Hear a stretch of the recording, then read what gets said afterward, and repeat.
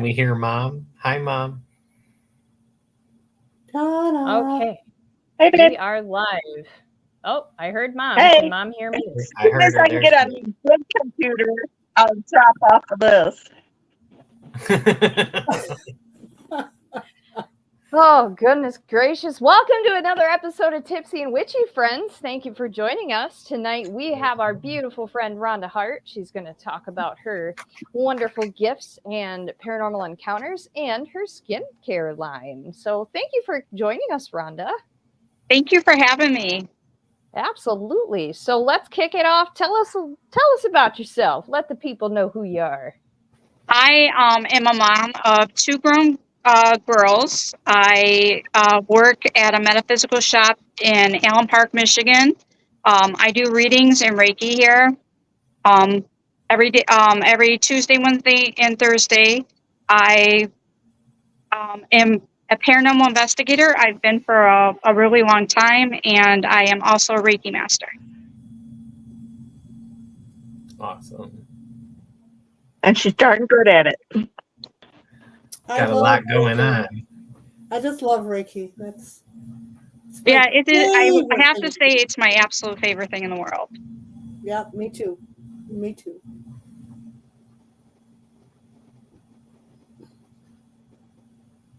So I've been to ParaPsyCon. How did you? I heard that you guys had a blast.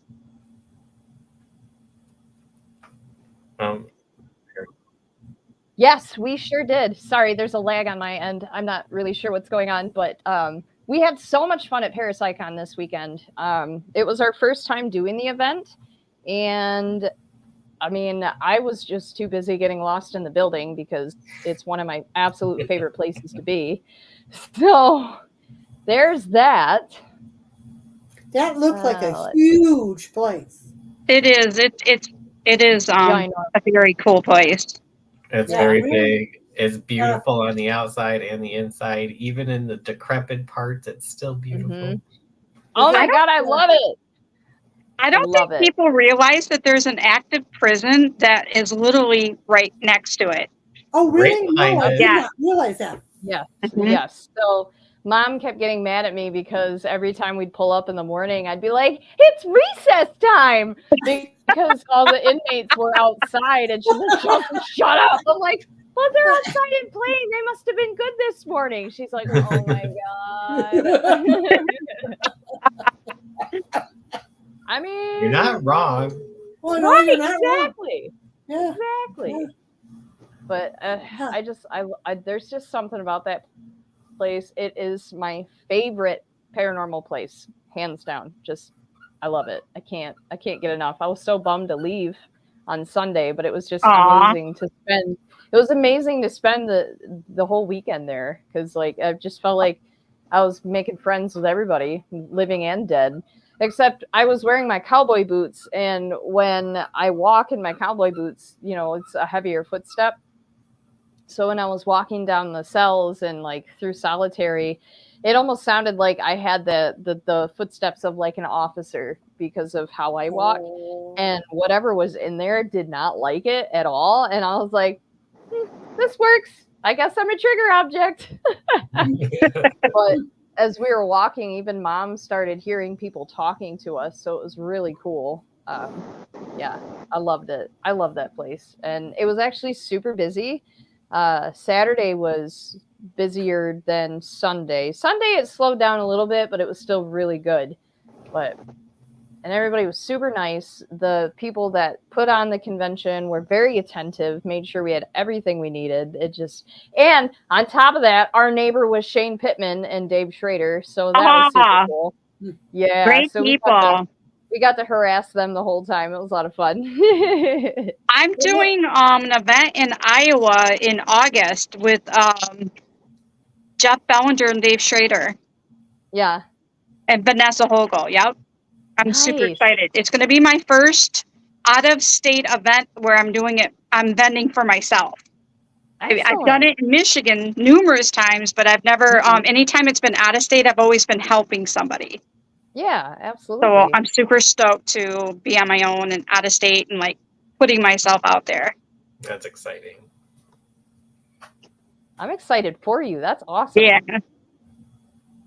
So, Rhonda, how did you get into everything? How did you get into the paranormal, and when did you discover the gifts that you have?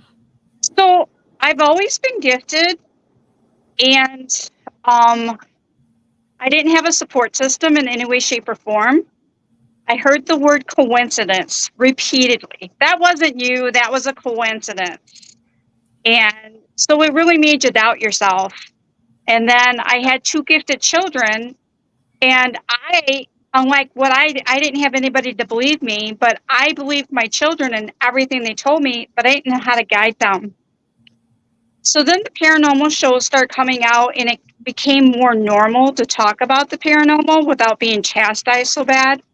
Mhm. And I just was like, I want to learn as much as I absolutely can so I can help guide children and Yeah. be able to find out and understand my own gifts, because that was another thing. I knew I was gifted, but I didn't understand my own gifts. And it's been a phenomenal journey, and I have helped mentor a lot of different people. And my favorite is to help with children, because they need, because not everybody in the family might not be the same gifts as them. So when they're seeing stuff or having stuff happening, it's great to have somebody for them to talk to that understands exactly what they're going through. And Absolutely. that's been my most favorite thing with the paranormal. And then connecting with, like, finding out who I can connect with and giving the past a voice. How do you And connect with the kid? Oops, sorry.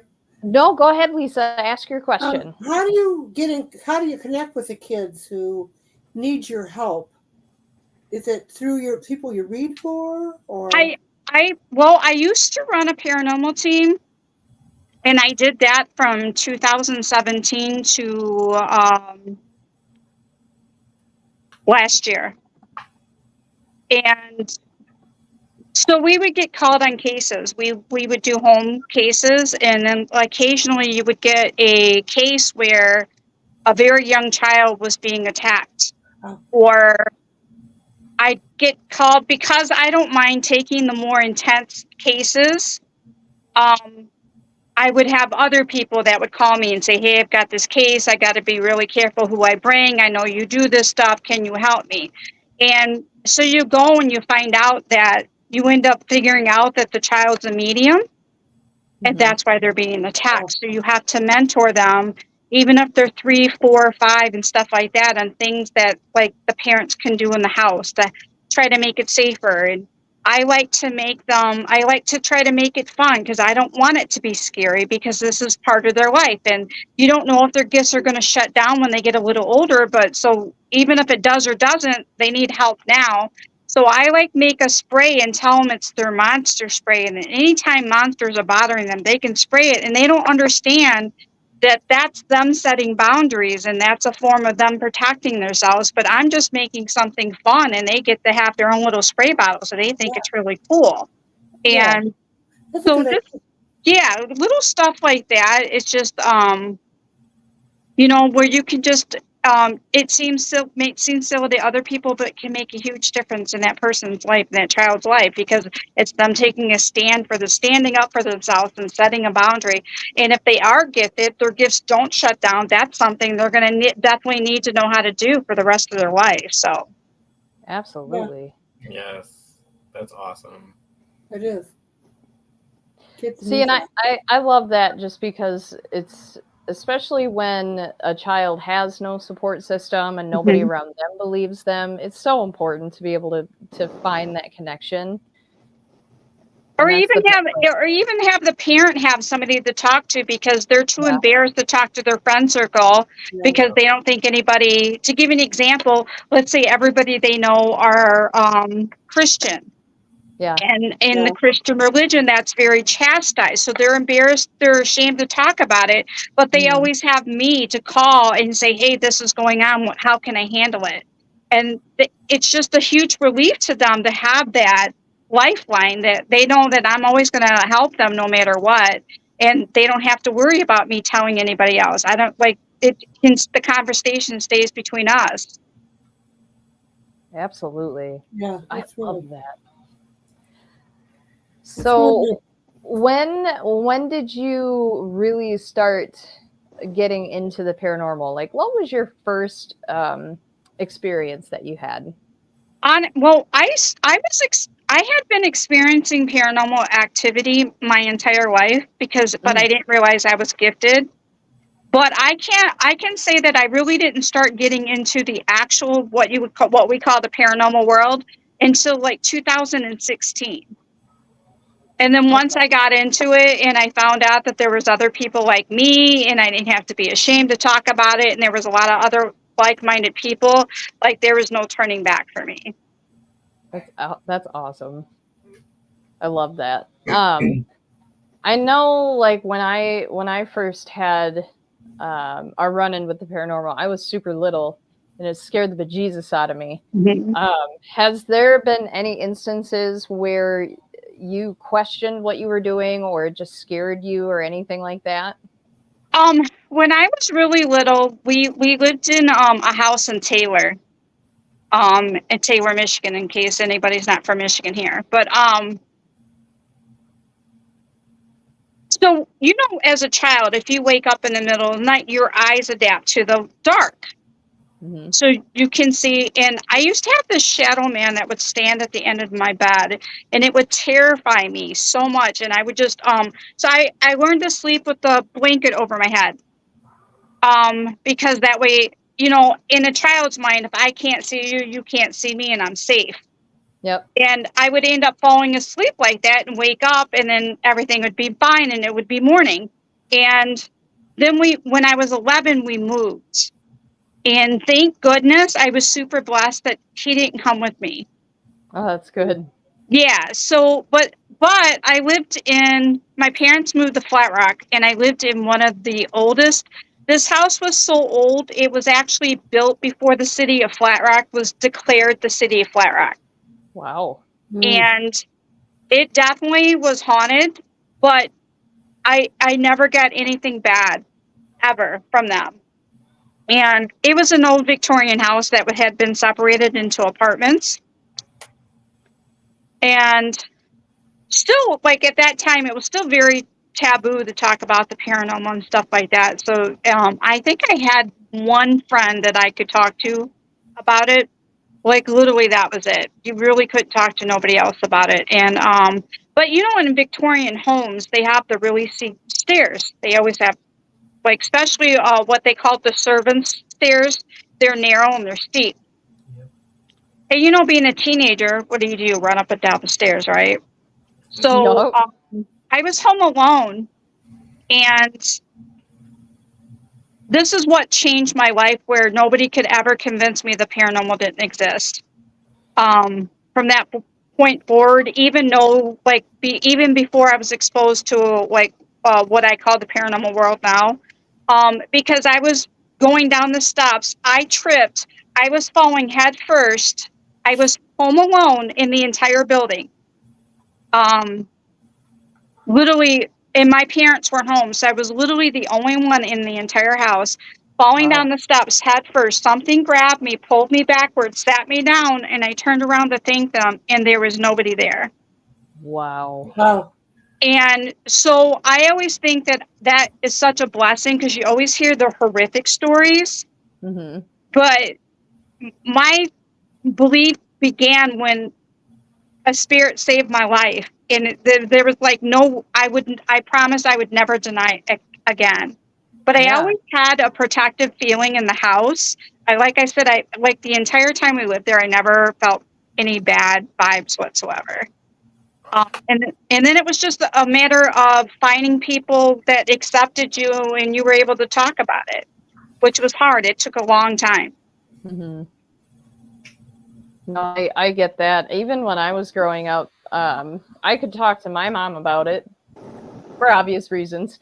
But like when I would go to school, I've always been an oversharer. That's just how I am, because I like to talk. I like to share what I go through, and my friends would love it. But I feel like a lot of them just treated it like a slumber party type thing. Like, oh, it's just, she's trying to scare us and just let us have fun. But then when they would come over and they would actually experience things, they were like, oh, you weren't kidding. No. But other than that, it was still tough, even when I was growing up. And Conrad can probably attest to that too. Yeah, definitely. The house is fun. I would do, when I was really little, when we lived in Taylor, I would do the creepy thing where I would look at my mom and say, oh, tell Grandpa I said hi. And she'd look at me and she'd literally look outside and she'd be like, what are you talking about? Your grandfather's not here. Like, you're just being crazy. And then the phone would ring and it would be my grandfather. And then she would look at me and say, that was a coincidence. It wasn't you. But I could do that like every single time. And but they would never give me credit for like anything. So it really made me have a lot of self-esteem issues because I was never believed. Yeah. Because I didn't understand how I knew it. Like, and I had nobody guide me to say, like, that's just normal. That's just your gifts. And then I had kids. That's what I was saying. I had the kids and they had the exact same kind of experiences, but I believed them. But I have no idea how to guide them. So my favorite thing now is that I love to tell people I'm an advocate for the living and the dead, because that is my main goal when I go to help somebody with the situation in their home. I'm not there just to help the living. I'm there to help the dead. So I'm like an advocate for both sides. Absolutely. I like that concept. And I think that's one thing. I mean, I've talked about this before, but it's definitely one thing people tend to forget is, like, we're still people. We still have feelings. We're not aliens. Some of us might talk to aliens or something, but we're not aliens. Okay. Like, what's the big deal? Just drives me crazy. I think the biggest thing that drives me crazy is, especially with the folks that, the hypocrites, the ones that go to church and say they accept everybody, and they worship somebody who had healing powers or what have you, and then when they meet people like us who actually have things or have gifts to share, they automatically shut us down and call us the devil. So it's like, why is there so many double standards? I always explain to people, but at the same time, I always know that, like, are you wasting your time and your breath? But if I have somebody that will legit have a good conversation with where you can differ from opinions but not be nasty, I will explain to them that they were prophets and healers in the Bible, and our terminology is just different. Just like the terminology in the Bible is different than how things were worded originally than it is now. And that usually they're either receptive to it or they're not. But I get discriminated. I'm used to being discriminated. Honestly, I even get discriminated by ghosts occasionally because of the purple hair, and then like wearing shirts with no sleeves, and like I've got tattoos everywhere. So believe it or not, I do tend to get, it's that old thinking. Yep. So you can get the discrimination from the spirit world just as much as you can from the living side. We're not to take it personally anymore. Yeah. 100%. I come across that during investigations, depending on the location that we're at. If it was predominantly men from like the like the late 1800s or so, they have a woman coming in covered in tattoos with a can-do attitude. They're like, I don't want to talk to you. And it's like, well, guess what? You're going to talk to me. 100%. Purple hair. They don't even want to take me serious. Right. And it's like, just because I got boobs doesn't mean you can't talk to me, guys. Come on now. You're dead. Let's get past this. I feel like I faced that a few times with my sexuality, even. Yeah. Just with that old time mentality that never definitely. left. That's how you know they're intelligent hauntings. 100%. Because it's like, okay, you're obviously aware of it not being your time anymore. You're just not okay with it. Are you back with us, Mom? I hope so. Oh, there she is. There I you hope are. so. One thing that I think that's helped me in the paranormal world not get so much discrimination is I don't share my evidence. Hmm.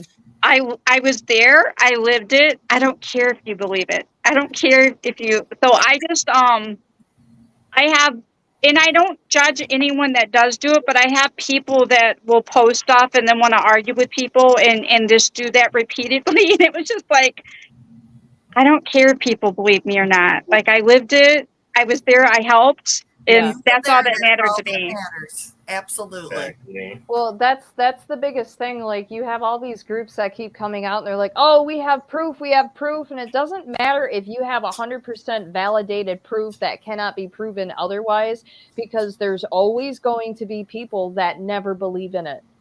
So it's like 100%.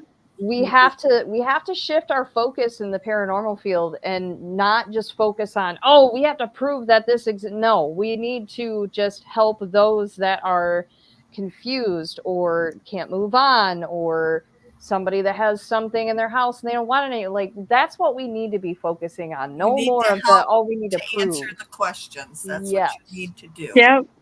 Because We all there's know always it's there. going to be a critic.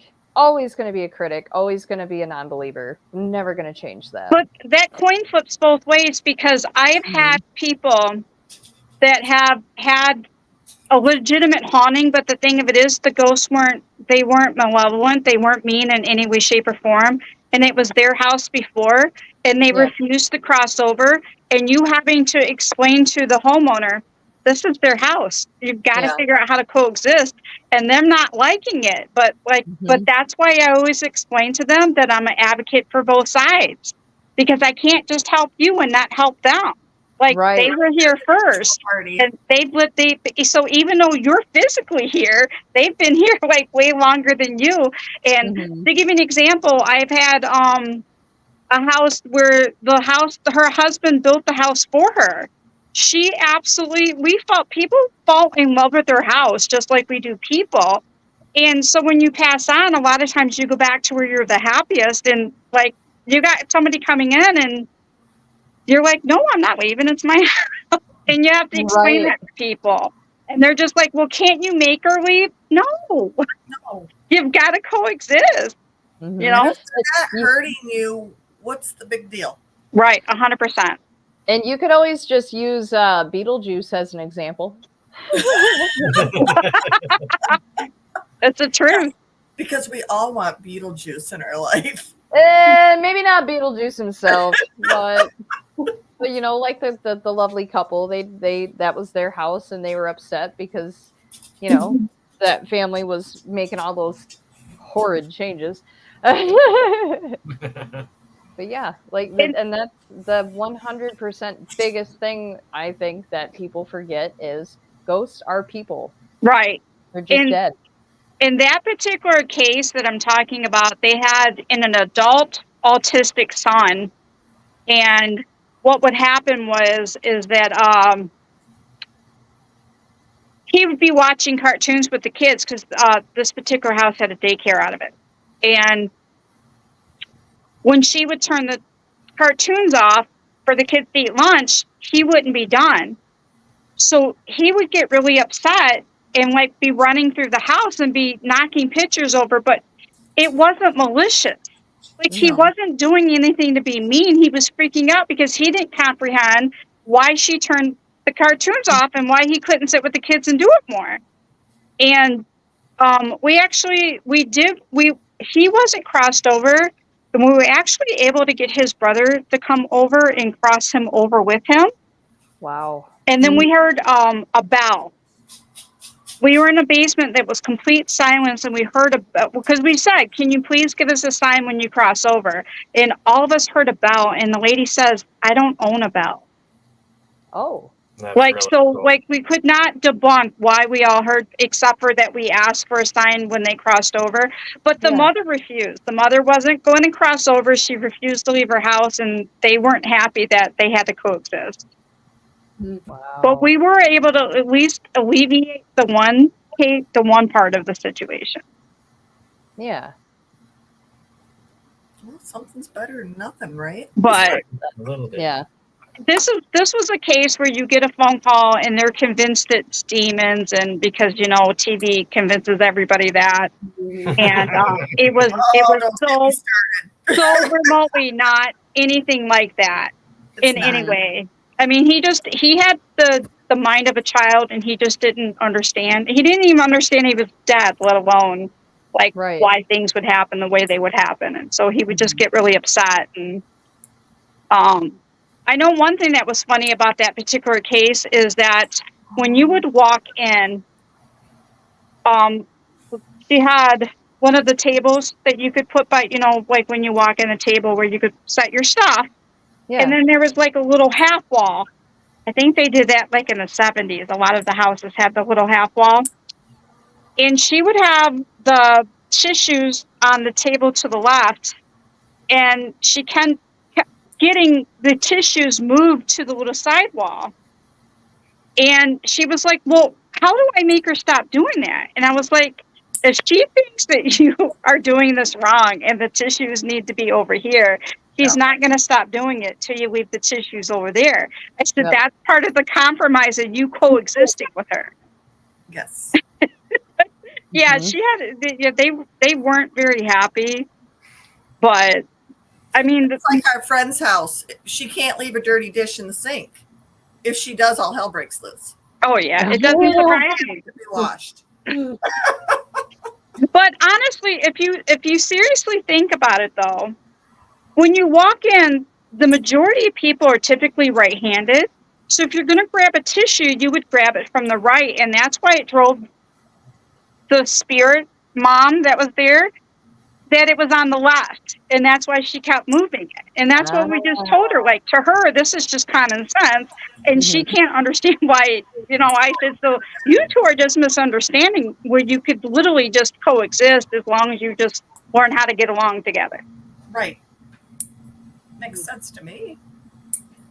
I love it. And then I feel like, you either have that, or it just could be they don't want to move on until they feel like they've been validated.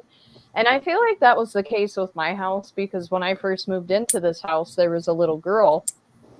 And I talked to some of the people that used to live here in the 70s and 80s, and they confirmed that they would hear a little girl. So she'd been here for years and years, but she's gone now. So I don't know if it's because I validated her existence and I just said, hey, you're welcome to stay, but there could be something better for you.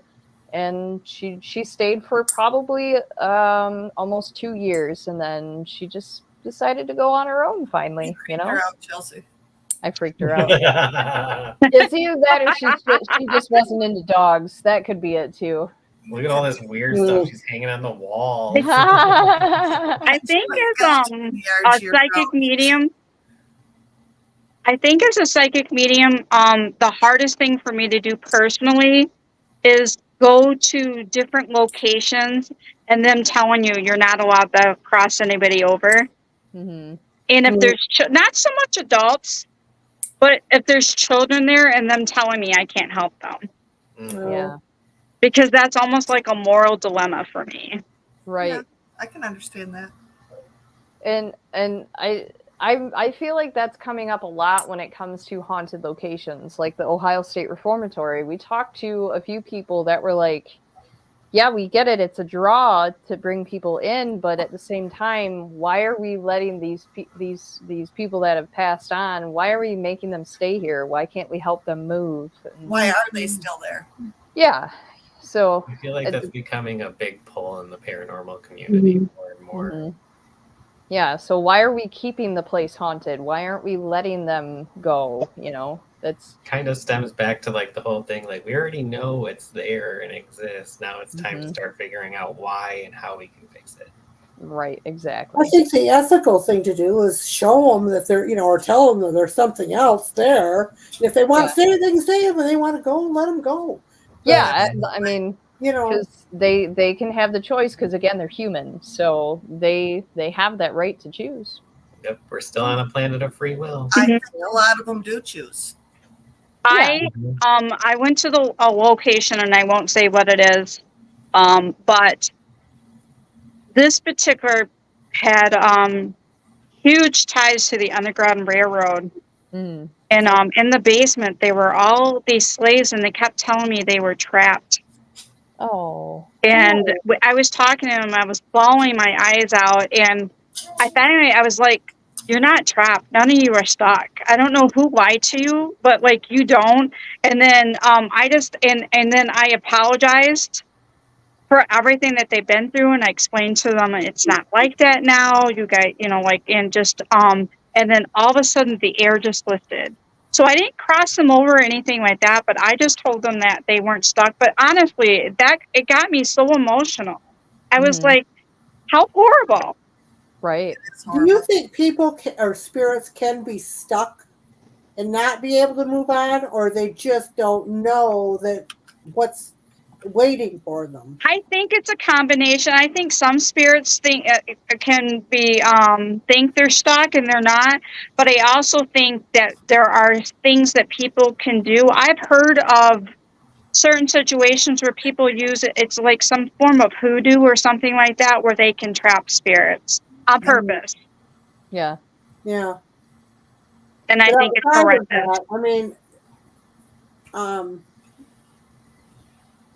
I don't know if it's, they feel like they're stuck and they just don't know that there's someplace else, or if they really are stuck for some reason, some karma reason or something. I think a lot of those particular people, because it was children too, it wasn't just adults, it was children, but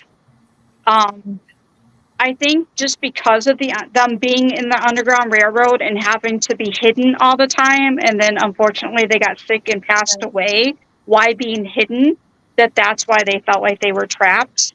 Mm-hmm. Yeah. And I don't think anybody ever explained to them that they don't have to be. It's not like this anymore. Think of the era back then. They had no rules. I mean, they had to abide by what they were told. Mm-hmm. Mm-hmm. I had an old couple here. That instills fear. I'm sorry, Donna. I had an old couple here that I absolutely loved. Their energy was so sweet and so kind, and I really enjoyed having them around. But then I got thinking, God, they're missing. They're missing so much on the, from the other side. So I just kind of explained to them, look, I told them about the light, and you can go to the light, and blah, blah, blah. And I said, but you can stay here with me. That's fine, because at that time I lived alone. And I think there were for a while. I think they went back and forth, because there was times I did not feel them around, and then I would feel them around and back and forth. But they finally, I think, just stayed on the other side. But I didn't know if I didn't know if I was doing a bad thing by sending them, or what. But they were such a sweet, sweet little couple. Now I wish I'd never said anything, because I really miss them. But it's like my grandparents left. But I didn't know if it was a good thing or a bad thing, but I felt it was the right thing to do, to at least to tell them that there was something else there, and if they could, But I didn't know if people get I don't deal with that many spirits. I didn't know if they really could be just plain stuck and not be able to go. If it was a karmic thing or whatever. So thanks for helping me out there. I can tell you that I had a case recently. I won't go into any details, but to explain, because I'm not trying to tell somebody else's story. But I had a spirit that was an addict. And it was the weirdest thing, because it was like you saw him and then you saw like a shadow version of himself. And it was shame and guilt. And at first I actually thought it might be two different people, but then I figured out it was like him, but fractured. Mm-hmm. And the amount he really didn't think that him doing drugs he would ever die from it. Oh. Young people tend to have that like invincible attitude. Yeah. And he had so much guilt and shame from passing away from doing drugs that that kept him trapped. That kept him And then his mom talking to him and telling her, because he was begging for forgiveness, and she was like, there's nothing to forgive. I know that you didn't do this on purpose. And he really needed to hear that, and he smiled, and then he was gone. He finally crossed over. But like, it was the weirdest thing, because I have never, I actually had to call Axie, because I'm like, does this really happen? Like, if you, and actually it's like, oh yeah, I've had that happen. But yeah, it was the weirdest thing. It was a person, but like his soul was fractured. So he was showing up like two different people, but the fractured part was showing up like a shadow that was just like full of the guilt and the shame. And it was the weirdest thing. Hanging over him. The dark part of himself. Yeah. That's, yeah. Poor guy. I mean, we dealt with something similar when we went to the old jail a couple years ago. There was a young man that had died, and he was just stuck there because he really felt he deserved to stay there even in the afterlife. And I'm like, oh no. Like, honey, you did your time. You don't need to stay. And I was like, Mom, I think you need to talk to him, because this feels like something. I felt like he needed a mother's guidance. Do you remember that, Mom? I do remember that. That was pretty intense. Yeah. But we did get him to pass on. We did. And it was tough. It was very tough. I really think that's another thing that spirits need too, is a non-judgmental voice. And that is something I've strived to do. Mm-hmm. Well, they need to know that you understand. Mm-hmm. And now you got these people running out of there just doing all kinds of dumb things, and it doesn't help the situation. No, it doesn't. Tina says, yes, the spirit splinters. That is what a shaman does during a soul retrieval. We bring the splinters back and aid them in fusing them back within themselves. Correct, Tina. So, Rhonda, where were you this weekend? I worked on Saturday, and then actually had a day off on Sunday, which was nice. But the weekend before that, I was at, I apologize if I'm going to pronounce this wrong, because it's Bihl. So I don't know, I've heard it pronounced several different ways, but I've heard it called the Haunted Bly Manor. But I did that. It's in Fenton, Ohio. Oh. And it was, I want to do it again, and I want to stay the night, because I had such a good time that I want to, the children were so interactive, and we had things that like just we couldn't debunk or couldn't explain, and I'm so excited to go back and try to connect more. Oh, Tell us a little bit more about that place. I've never heard of this one. I had never heard of it either. Mark Briones and his wife had booked it, and asked team members, because I'm with Martyr Paranormal, if they wanted to go, and I was like, yes. And other team members had other events and stuff like that. So he was like, hey, do you know a few friends that can go with you? So I called a friend, and she got another friend to go, and we all went. We met up, and it's just an old house. And I purposely don't like to know anything about a location when I go, because I want my connections to be as authentic as possible. So that way, when I'm getting information, I didn't know it prior. And but we found out that this place was almost ran like it was like several different things, even though it was the house and it had been sold several times. And when we walked into the basement, there's this one little section, and Lori and I both saw children. We knew that hiding in the corner. And we were doing the tour, so we told them we're going to be back. And they were so interactive. And then upstairs. And then, this is the only place I've ever investigated where they literally had something set up where you could do a mirror for scrying. Oh. And I have never done mirror scrying before. So I was definitely 1,000% going to try it, and it was super cool. I have to say that was a phenomenal experience. But it's just, it's got a lot of different activity to it, different layers and elements. Mm-hmm. And I had never really, and I even got to meet a friend of mine that I'd been Facebook friends for years and didn't realize it was his location. That's excellent. Fantastic. Yeah. But if you go on my page, I posted pictures. There's 2 sets of pictures of all the 50 bazillion pictures I took while I was there. And you did that this past weekend? Not this weekend, but the weekend before. It just a couple weeks ago. Yeah. Oh, that's so cool. I feel like there's a lot of awesome places in Ohio, but the biggest problem is they're in Ohio. This one was only an hour from me, and I'm in Monroe. Oh, okay. So it was super convenient. But we have our exclusive that we do all the time. When we don't do it, like we do shut it down for the winter, but the Willis House Inn is my team's exclusive place, and that is one of my favorites. Not just because it's our exclusive, but because I played hide and go seek with ghost children, and and I would have never even have thought to do it. But Terry Briones is the one that was like, let's play hide and go seek, and she had a REM pod.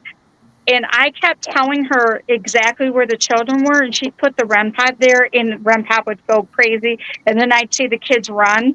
And so I kept telling her, and we were doing a public event. So this is in front of a room full of people, and most of them had never investigated before.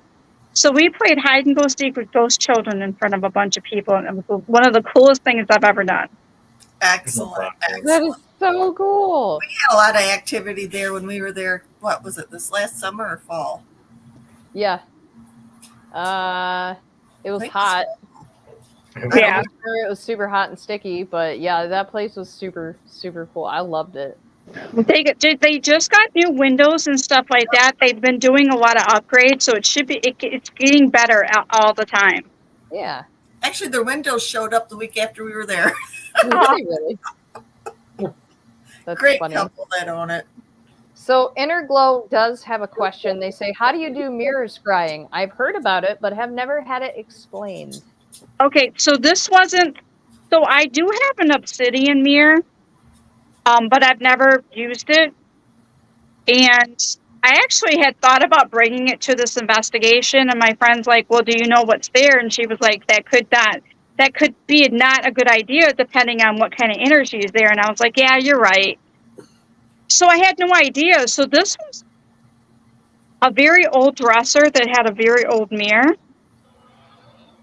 And it had a chair in front of it, and you could turn off the light and just stare at the mirror.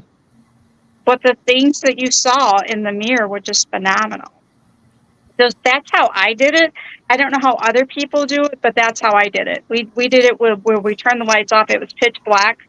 And then it was really weird because we could literally see the curtain moving, both of us, because she was sitting on the bed behind me.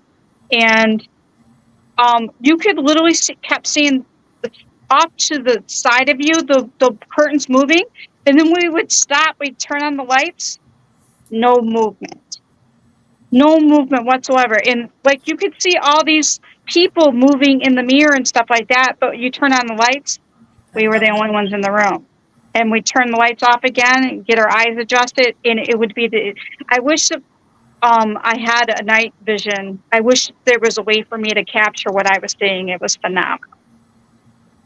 That's excellent. Sounds really interesting. So tell us about your Reiki. How'd you get involved in that? You know, in 2017, I was around. I know this sounds a little corny, but I used to love watching the Dead Files. And Amy Allen would always talk about, well, you need a Reiki master to help you. And I had a friend that had a little shop in Monroe, and she was teaching Reiki. And Amy Allen would say, yeah, you can get rid of all this negative energy, blah, blah, blah. And so in 2017, I just had something happen where I was around all these negative people. And I was like, you know what? I'm going to gift myself a Reiki session because I know it's going to help me with the negative energy. I literally did not have any understanding of like all the healing part of it. I just knew that you could use it for paranormal stuff. So I gifted myself a session and I was blown away. Being empathic in everything's energy, I had no idea how amazing it was going to be. And then she offered me classes after, like a month later. I don't even think it was a month later. I think a couple weeks later, she said, "Hey, I'm having a class. Do you want to take it? And you could learn how to do this." I was like, "Absolutely." And like once I took one, like I couldn't. So I am a Holy Fire Reiki master since 2018. That's cool. And you've helped a lot of people with it. Yeah. Yep. I do what I call house blessings, because it's a little different than just like a paranormal cleanse, because I use Reiki to do it with, but I'm also ordained. So I do a combination of prayers, Reiki, and cleansing at the same time. Because sometimes when you do a paranormal cleanse, it doesn't always fix the issue. So sometimes you need the Reiki. Yes. So go ahead, Conrad. I was gonna say, it sounded like earlier when you were talking about the slaves that were stuck down in there, that you had actually used your Reiki in that situation, because you didn't move them on, but they were healed in a way. You brought them healing energy, and it sounded like you're combining the two. You know? Yeah, definitely. I thought that was really cool. My question is, what's the difference between normal Reiki and the Holy Fire Reiki? Literally, the only difference is Holy Fire is still Usui Reiki, but it used to be called, I think before they created Holy Fire, it used to be called Reiki Rojo or Usui Rojo. But Holy Fire, there's the master symbol, and the Holy Fire symbol is a higher vibration symbol than the master symbol. So you can use it to, I don't know if you can do it with the master symbol, but like I can help use it to cross spirits over or to remove spirits from places that, let's say, won't, like say there's something malevolent, I can use Reiki to remove it. Excellent. Yeah, so I can use it to remove like attachments from people, and then I can use it to remove attachments from places. So yeah, it's super cool. I absolutely love what I do. Okay. And not everybody in the Reiki world wants to do this intense stuff. Like they like the fun healing part of it. Not everybody does exactly what I do. Right. Yeah, I'm interested in what you do. I really like that aspect of it all. Because healing people is great and everything, but like stepping into something a little more taboo on the spectrum of it is really cool. That's what I would like to do if I go to Reiki level. There's absolutely nothing better on this earth than helping somebody feel safe in their home or their business. That's right. And more people need to realize that. Yes. Agreed. Lisa, how long have you been doing Reiki? Trying to think. Well, probably since the 80s. Wow. I'd have to look at my Reiki certificates, but it's over 30 years. I know it's probably 40. That's awesome. Yeah. She's pretty darn good too. Mm-hmm. I love Reiki.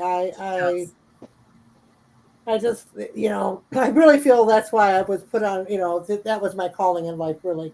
But I love it. I love healing. I was an occupational therapist, so it really helped when I was working, for pain and pain relief and stuff like that when I was hurting people's hands and stuff. So, yeah, it was, everybody got it. They just didn't know it.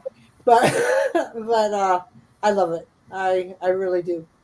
It's very rewarding. So my question for both you ladies, when you're doing Reiki, you're working with that energy. So how do you both protect yourself and then replenish yourself after these sessions? Well, Reiki, and So the very first thing, well, let me say this first. The very first thing I was taught about Reiki, and this is why I knew I was going to fall in love with it, is that it has nothing to do with your ego, Mm-hmm. and that you're just a vessel for the energy. So I always keep that in mind. It has nothing to do with me. I'm just the vessel, and the energy does the work for you. And it also, when you do Reiki, it replenishes you. It's just kind of a bonus, but that's never, ever the focus, because if that was the focus, that would be ego. Right. Mm-hmm. Yes. So when I'll give you an example. When I was having one of the worst autoimmune flare-ups I've had in a really long time, right before Axie and Candy's event, and I actually considered canceling, and I had a friend that did an energy cleanse for me literally the day before, and it was like night and day. But the reason why I went ahead and, she helped me enough to where I could do the event. But when I did the event, I did 8 Reiki sessions, and by the time I got done, I felt like a brand new person. Yeah. Because the Reiki helps heal you when you're healing other people, but that's just never the focus of why you do it. It's It's just a always bonus. to help others. That's the bonus. Yeah. The way I protect myself is I picture myself, it's like a one-way street. Energy goes out, nothing comes back. Comes in. Yep. So that's why I do. But I have to tell you this. I've never, I don't think I've ever told anybody this besides my friends, but I had a lump in my breast. And I went to the doctor. Doctor sent me to a breast guy, and they were going to do a biopsy. So in that, it was probably 3 or 4 weeks from the time I first discovered, my doctor sent me until I could go in and, for the biopsy. And I was scheduled for but in that interim, I would work on myself, And one night I had a dream. Well, I don't know what, well, it wasn't really a dream, in my opinion. But anyway, I was sleeping, and it was like a dream. And this Japanese guy was there, and he was in my dream, and I knew he was sending me energy, and it was so hot. It was so intense and so hot. I felt like I was on fire. And I woke up woke up. And I don't, it seemed like it was a while. I was in that state for a while. So anyway, about a week later, I went for the biopsy, and they always do an ultrasound, to locate where the lump is, the tumor is. And the girl couldn't. She's like, running the wand over me and running the wand over me, and the doctor came in. He said, "Well, let's see the ultrasound." She said, "Doctor, I can't find the the tumor." And he looked at her like, "You dumbass," And so, and I'm thinking, what the hell?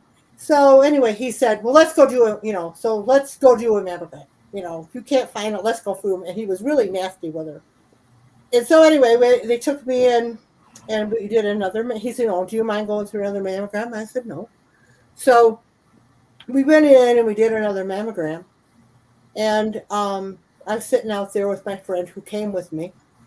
And pretty soon he comes out and he said, "Come here, I want to show you something." And so he had my mammograms pulled up on the screen. And he said, "This is where it is. This is where it was. And this is where it stopped." And it was gone. Literally gone. And he just kind of looked at me like I had 3 heads. And he said, "You are a very lucky woman." I said, "I know." And I just walked out. But I knew what had happened. And so ever since then, I know I've been very blessed, but I was, very, very lucky. But I know where it went, But yeah, that's That's one of the weird things that happened to me. But thank God, thank God. Do you have any idea who that could have been? I feel like it was Dr. Yusui because when I'm healing, I always call in. I call in uh, a number of entities. My guides. But I always include him.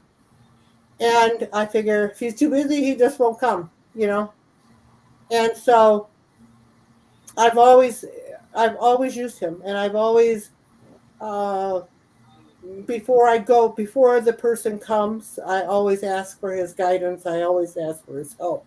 I always, but I ask all of them, but I call them all in. But before somebody comes, and I know I'm going to do a healing. I, talk to them and tell them, look, I need your help, blah blah blah. But so I really feel it was Dr. Yusui because I knew he was of Oriental, you know, and that's what Dr. Yusui was from. And so I still continue to use him, ask Good. for his guidance. As you should. Huh? And I think I get it because I've had some really wild experiences with Reiki. I actually do a Reiki podcast called Reiki Realm in the Reiki Studio on Facebook. I would absolutely love to have you on a guest. Oh, sure. Can you People need to hear that. Pardon me? People need to hear your story. Yeah. Yeah. Agreed. Yeah. Yeah, that was People need to know what we're capable of doing for each other. I'm sorry, honey. What'd you say? I said people need to know what we're capable of doing for each other. Yeah. Yeah. That was probably over 20 years ago when that happened. And I came out, and my friend is saying, "Well, what are they going to do? Are they going to do the biopsy?" And I said, "No, the lump's gone." And she looked at me and she just said, "It's always you, Lisa. It's always you." And so we went home. Yeah. So, Rhonda, tell us about the aloe. About my Labri product? Yeah. Oh, so I was born with an autoimmune disorder, and so as I'm getting older, I keep getting more chemically sensitive. Yes. And suffering, and it affects my skin the worst. And even though before I started using Labri, I was using organic products, my skin reacted to everything. It didn't matter if it was organic, it didn't matter if it was inexpensive, if it was super expensive. Everything reacted to my skin. And I was introduced to Labri in 2020. And my mind was blown that my skin, not only did my skin not react, but it felt good. And so I literally signed up as a rep so I could get the discount just because I was being cheap. Not even going to lie. But I was blown away at the life-changing difference it's made for me. I've been aging in reverse ever since. And the person I signed up under, literally all she had to say was, "Don't you want to help other people do that?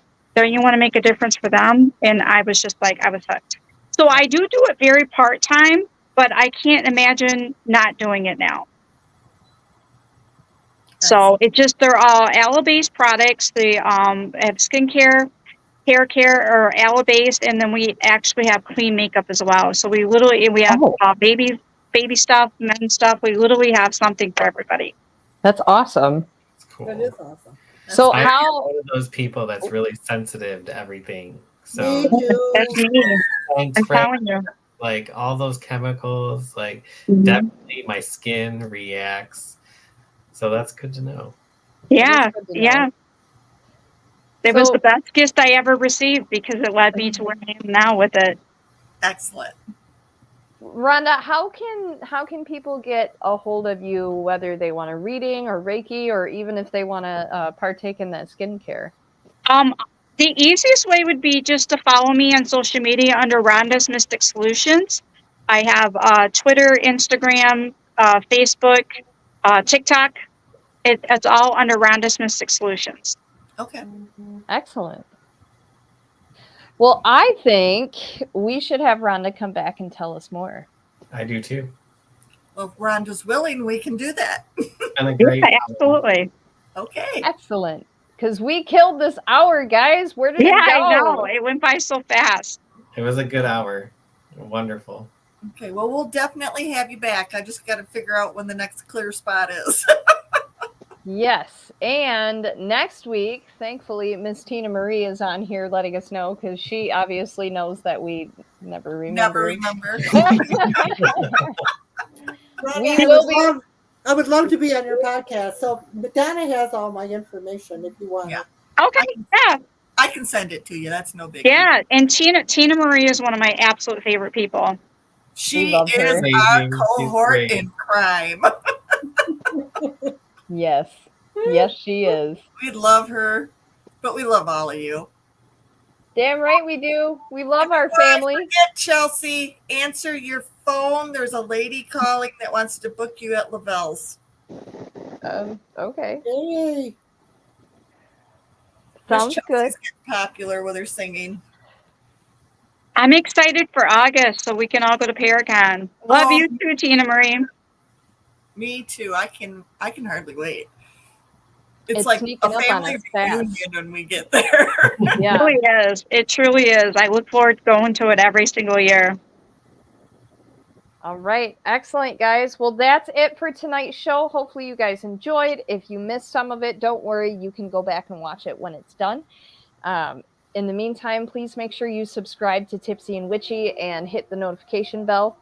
Go ahead and go over to Rhonda's page and check her stuff out. She's got a lot to offer.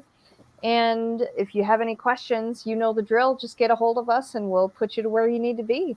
But that's it. So make sure you come back next week at 7 o'clock on Tuesday, and we'll see you then. Y'all have a great rest of your week and stay spooky. We love you all. Bye-bye. Bye.